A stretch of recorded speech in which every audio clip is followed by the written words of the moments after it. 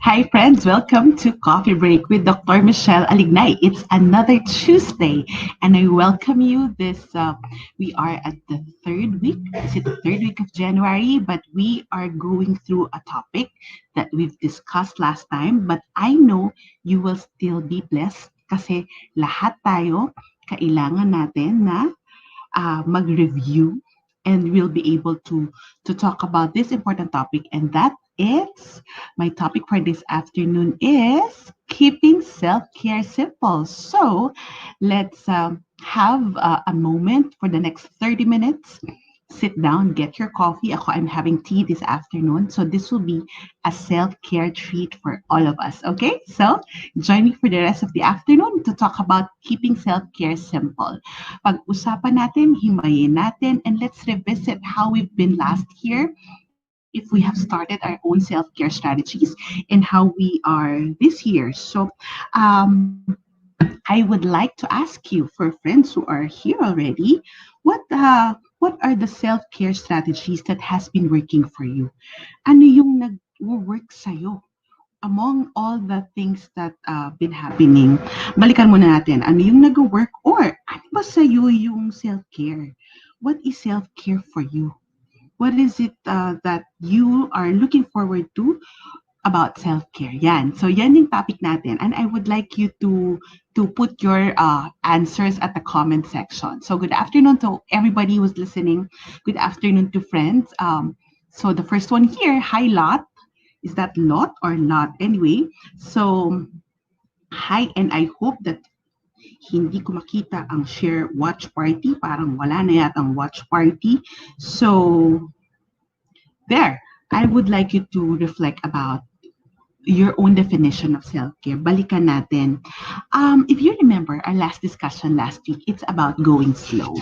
And the goal of going slow, I said this and I'll repeat it again, that the goal of going slow is that for our body and our spirit to work together. Hindi ba?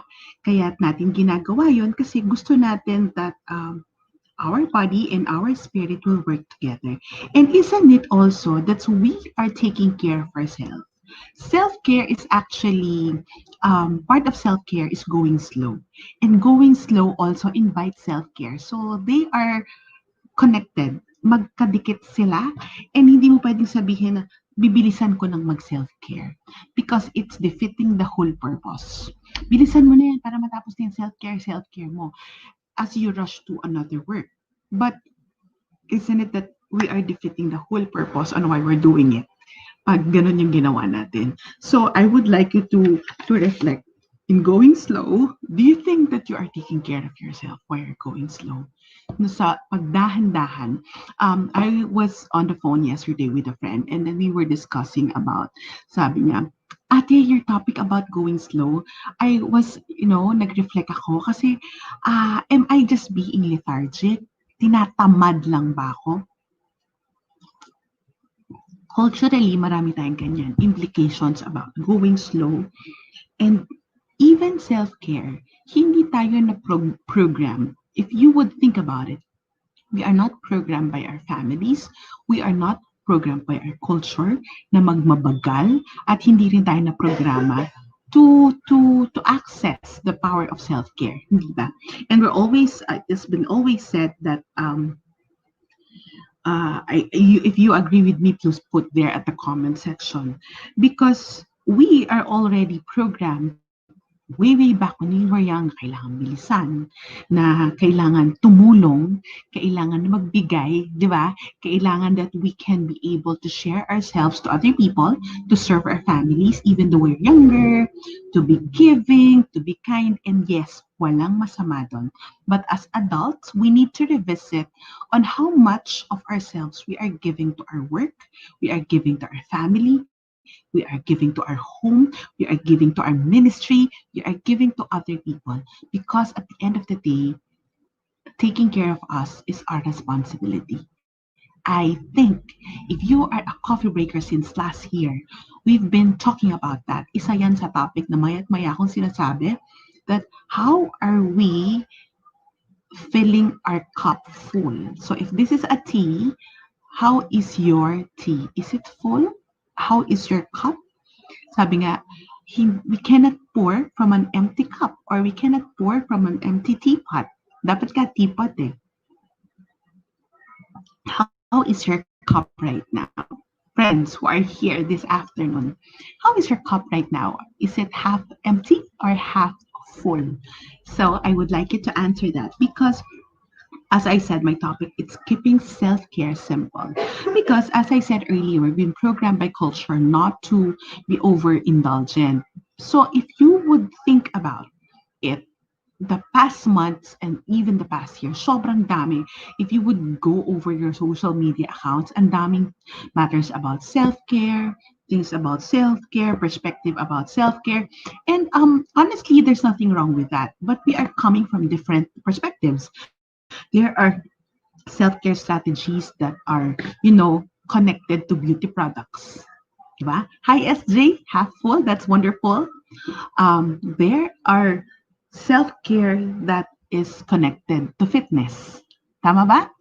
Ano yung mga narinig nyo about self-care? Can you put that in the comment section?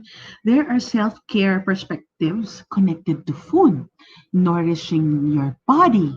And there are self-care strategies also connected to indulgence. You indulge yourself in this luxury item. Kailangan somehow bilin mo. So parang tinitreat mo yung sarili mo. And that is self-care for others. But come to think of it, what is really self-care? What is really self-care? What is self-care for you? So for those of you who are here, I know many of us, somehow we've heard about self-care, but I would like you to reflect, how have you already defined self-care? How have you been putting it in your daily practice, in your daily life? Paano mo siya sinasabuhay? Oh, hi Irene! I miss you, moms! So how are you? Please put there in the comment section, how have you been taking care of yourself? How have you been supporting yourself through self-care strategies? Tingnan natin, nasaan tayo dito? Ano ang ini-embrace mong perspective? Perspective ng marketing, about beauty products, perspective ng fitness. Is it about the perspective of food? Is it the perspective of indulgence? Hey, get this designer thing. Oh, go and treat yourself to a vacation elsewhere, somewhere that you can spend time with yourself. Those are self-care, and there's nothing wrong with them. But if we are forever stuck with that self-care, it's all about outward things, nababayaran, bibilhin, i-indulge, activities na gagawin, then we might be overlooking the more essential. Yan, SJ, you said self-care is connected to food, retail therapy, at nag-uumapaw sa social media. Yes, totoo yan, because they're using it now as a marketing strategy, which is not wrong, but I would like you to be more discerning. Kasi the more that you think that self-care is actually about other people, other things, activities, and perks and purchases in your favorite online store or in your favorite store, whatever, and then it's going to be hard for us to put it in the daily patterns, in the intricacies, in the nooks and crannies of our lives. Hi, Mom Shimia. The powerful and the wonderful Mia Bueno said, embracing the dirty house, basta kalmado ang puso. I love that. So, you're embracing the imperfection of your life as long as there's world peace or inner peace. Tama ba, Mia? Okay. Joy, you said more on my physical health. Kathy, before pandemic, I was able to go to spa once in a while, but now wala na. Ako rin. Same with me. Marisa, you said what will make you happy? Okay, now let's redefine it. That's why I really like this conversation. Friends, I really like it when you answer me. May kausap akong mga tao, mga nilalang, women, and I love you. What I would like you to think about is that those programming about self-care being lavish, being luxury, being all about outside, being about external, I would like you to think about that because in effect, we are looking for what we don't have. It's not bad. It's okay to look for them, but don't get stuck. That self-care will only happen if you can go to the spa. If we can buy this thing, I self-care ko yan. If kaya kong kainin to, Ayan, and kung kaya kung gusto ko ma-experience yan. So if we get stuck on those outward things, but don't realize that we can work on simple strategies for self-care, then I think we need to balance that. That's the point of reflection. Friends, can you put that in your comment section? Bukod sa mga ganyan, yan, tignan nyo, that's how you're defining self-care now. Ano yung self-care strategy nyo dati na nawala? Example, Kathy said, before pandemic, I was able to go to the spa. Myself, I like going to the nail spa and foot. I'm having nail pampering and foot pampering. So, yun yung para sa akin ultimate. Pero, when the pandemic happens, it did not happen. Nag-close yung pinupuntahan ko. So, I need to redefine it. So, what has been working for you before pandemic that is no longer applicable? And I would like you to think there, na-stuck pa ba rin ako sa ganong definition? Ito pa rin ba yung activities ko na sasabihin mo na, sana matapos na itong pandemic na to, sana sana matapos na at ma-vaccine na kami lahat para magawa na natin 'to. It may be nice, but it may be also a good way for us to reboot ourselves, to retool ourselves, and to recalibrate and keep our self-care simple. And this pandemic, ang dami nating na-filter. And that is one definition. We will able to retool ourselves to make self-care simple. Joy, as you said, before pandemic, I was able to explore the mall often and eat at my favorite restaurants. Ako rin. Pero ngayon, hindi pwede at a whim. Pwede naman minsan, but it's going to be risky and we cannot do it in a whim. So, in effect, don't answer me yes or no. Do you get frustrated for not being able to do these things that you love to do and that you thought to be your self-care support? These activities, these things that you think are your self-care, does it frustrate you for not being able to do them? Oh, si Michelle Alignay nag-comment, no more art tambay in coffee shop but shifted to online or home learning art tambay. Yes, that's true. Si Michelle Alignay ba to or another moderator of Michelle Alignay? So, another thing that, so there, in effect, so let's revisit how can we make self-care simple. First, I will give you the mindsets because it's very critical. Simply self-care or keeping self-care simple. And I would like you uh, to to look at your own frustration level. If you are still frustrated, as SJ, I admire your honesty. With all honesty, a little. Yes, kasi tayo rin. Pero kung hanggang ngayon, we still want to do everything external and we have not rekindled our own way to be able to do self-care, and then I think it is important for us to reflect bakit nakakapit pa rin ako dito sa activity na to. Kasi kailangan natin mag-pivot or mag-pause and reboot ourselves. So, keeping self-care simple is being satisfied with what we have and leveling it up for our benefit, well-being, and support. It's being satisfied with what we have, making the most of our home life, and leveling it up. You know, we have to look into what do we have? What do I have? What is it that I have in my daily life that I can work on, 'di ba? Ano yung schedule ko? Ano yung pattern ko? So, change how you look at self-care. If until now, your definition of self-care is everything external, now I would like to invite you to go over yourself, go over your daily life and see how can you keep self-care simple? How can you make it simple? One, simple does not mean you will scrimp or titipirin mo lang yung sarili mo. What do you mean by this? Yes, we are in a crisis. Yes, kailangan magtipid. Pero it's not about tipid ng resources. For example, we have a tendency as mothers, we give our kids the best portion of the meal. yung best portion of the meal na tayo yung nagluto and then bibigay mo sa anak mo. But there's a part of the meal that you really like. Gusto ko talaga yung part na yun. For example, chicken leg, di ba? Okay, we would like to be giving kasi gusto ng anak natin. Pero at that point, I really would like to have that and then give it to yourself. So, wag natin tipirin yung sarili natin. Tipid does not mean by magtipid tayo. Pero dun sa tinitipid natin, i-level up natin. Simple doesn't mean na titipirin mo rin yung sarili mo sa tulog, titipirin mo yung oras mo para para mabigyan mo lang lahat pero we overlook, hey, ba't ang tipid-tipid ko sa oras na binibigay ko sa sarili ko? Bakit 2 minutes lang ako naliligo?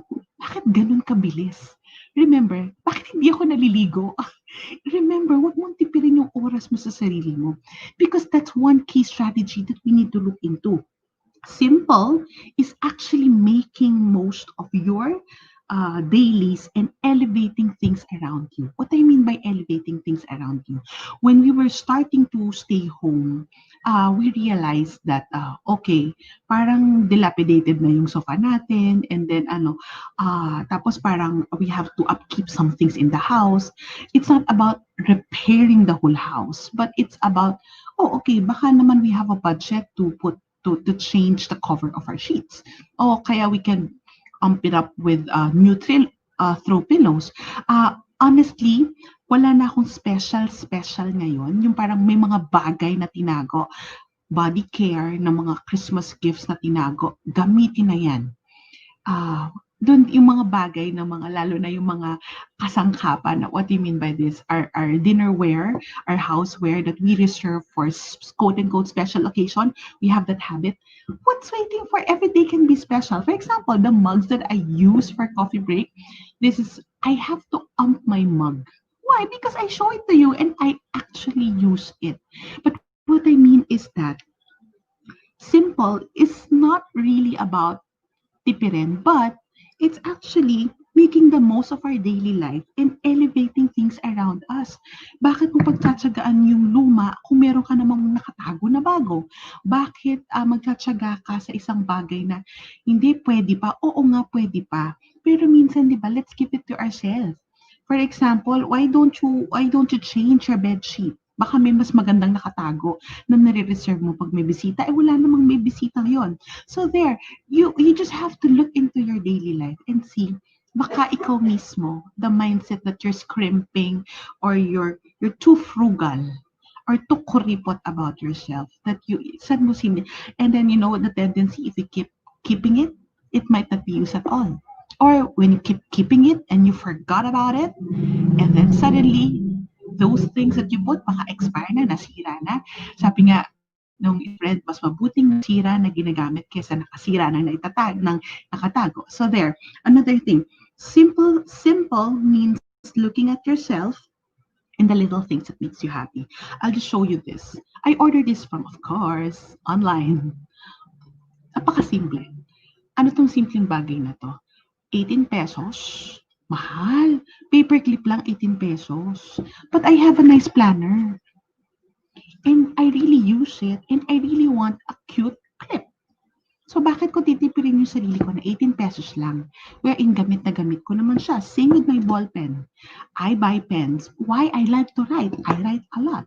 So this is really looking at myself, the little things in my day, the little things that can make me happy. Like a mug, my tea, my bath, my soaps. I make my own soaps and then they're so lavish. Sooner I might be able to launch my soaps and share them with you. That's really my self-care. I make them and then I lavished on them. Hindi ko tinitipid yung sarili ko. Di ba no, Mami Angela, I love you too. Huwag tipirin yung sarili sa pagligo. Huwag tipirin yung lipstick. Huwag niyo itago, nag-expire yan. At huwag niyo rin sanang tipirin yung sarili niyo pag kailangan. Kasi that's how you amp up your daily life. You level up the things that can make you happy. Maliit na bagay. Parang yan lang. Yes, let's look at it and say, wow, yan. Hindi lang parang maliit na bagay, yun lang naman. Yan nga yun eh. Minsan may mga maliliit na na bagay mahalaga sa atin. Mahalaga na mahalaga sa akin maganda yung notebook ko, mahalaga sa akin maganda yung ballpen ko, at mahalaga sa akin na meron akong magandang clip, meron akong magandang mug, at meron akong plants. And hey, look at your life, look at your home, look at your cabinets, friends. Because in the process of looking at simple na matipid na hindi mo ginagas, look at your pambahay also, baka they need an upgrade. Because in the process, baka tinitipid mo yung sarili mo, pero sa ibang bagay, you're so lavish. Sa ibang tao, you're giving it all, pero sa sarili mo, you're not really taking care of it. So, friends, this is the keeping self-care simple that I would like you to reflect about. On Thursday, we'll strategize about other strategies on what we can do, other tips at what we can do. So, babalik kayo on Thursday. Pero ngayon, I would like you to look at, Chessy, mahalaga maganda kahit nasa bahay. Yes, friends, alam nyo, yung mga panglaka, yung mga clothes ko na hindi naman pang talk, pero but I always, wear these clothes whenever I would go out on a Sunday, go malling, meet up friends, sometimes go to work. Sinusuot ko siya. Sinusuot ko na siya ngayon nasa bahay. Why? After this, meron akong faculty meeting. So, that's work for me. And haharap ako sa inyo na nagko-coffee break ako and teaching about this. So, kung ako ay gutay-gutay, papaniwalaan niyo ba ako? Nadja-judge mga duster ko. Hindi kita ginajudge, Ma'am She. Sorry, it's other. Ma'am She Angela, kung ang mga duster mo ay nakakapagpasaya sa'yo, go buy all the duster in the world. Wag lang butas-butas. Isuot mo yon on days that you just don't want to work. Because I realize also one tip, if I wear clothes that would command my body to sleep, like during the holidays, weekdays after, between Christmas and New Year and days after New Year, I did not wear my work clothes. I wear my lounge and even I'm not into pajama, my boxer shorts. I wear them.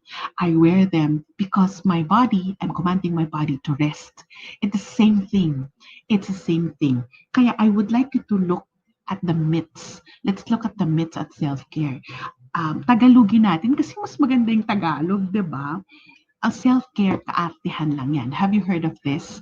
Bakit daw maarte yung self-care? Bakit nasa bahay lang naka-lipstick ka pa?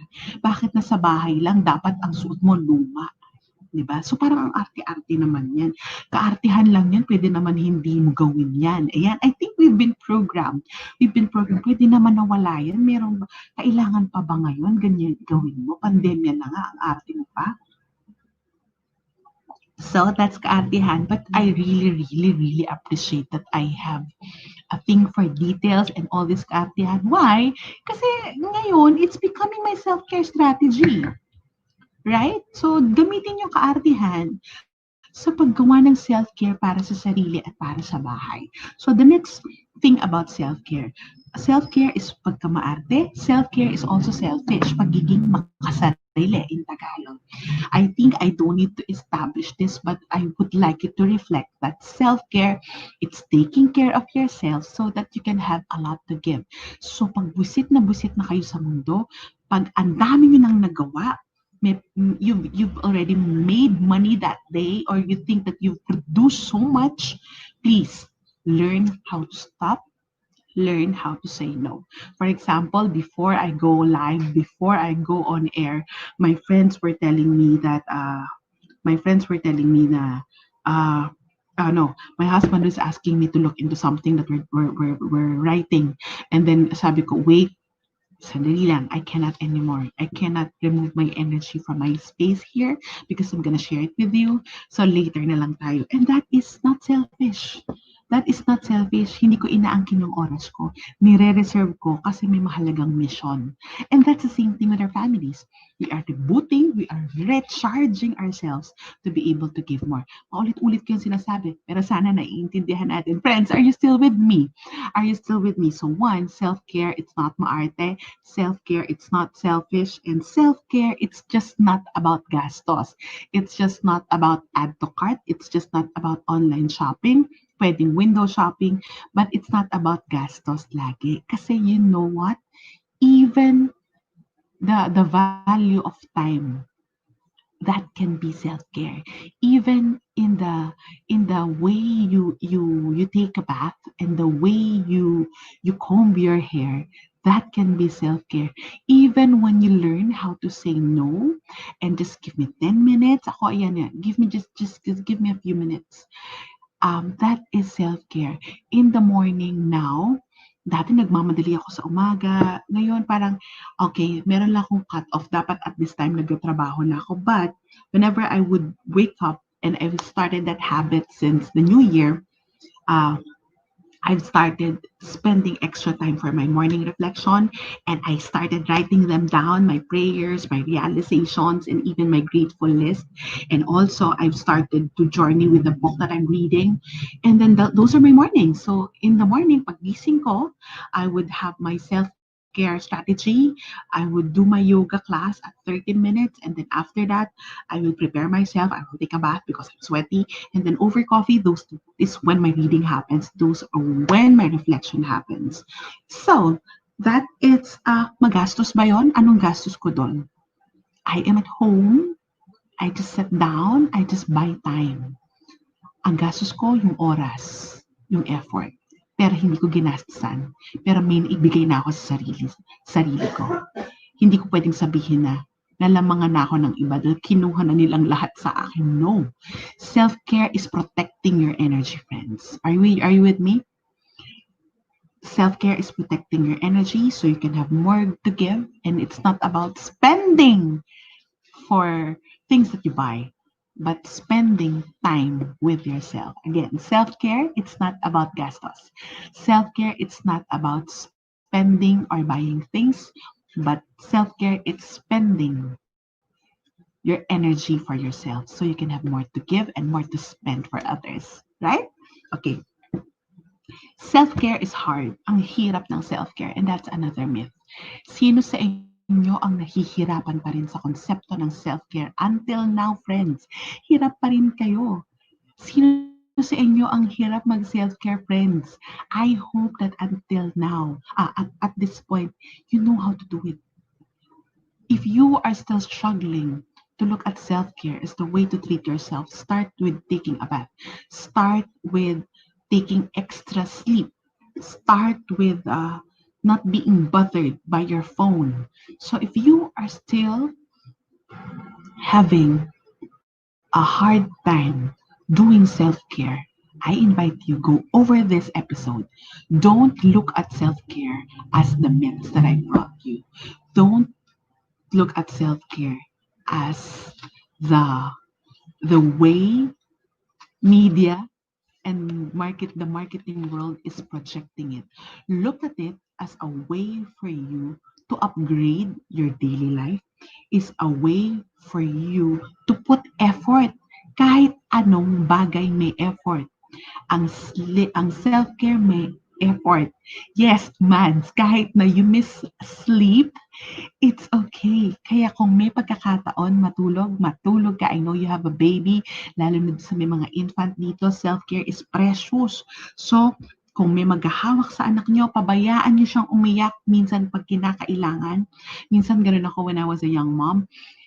Hindi naman siya gutom, gusto lang niya ako. At kung meron naman may ibang may hawak or may tulog siya, gagawin ko yung pagkakataon na yun na matulog din or to treat myself because I need to recharge. And then, as you said, self-care is hard. No, it's not hard. It just needs deliberate intent. Okay? And lastly, walang oras. Kaya nga gagawa ng oras.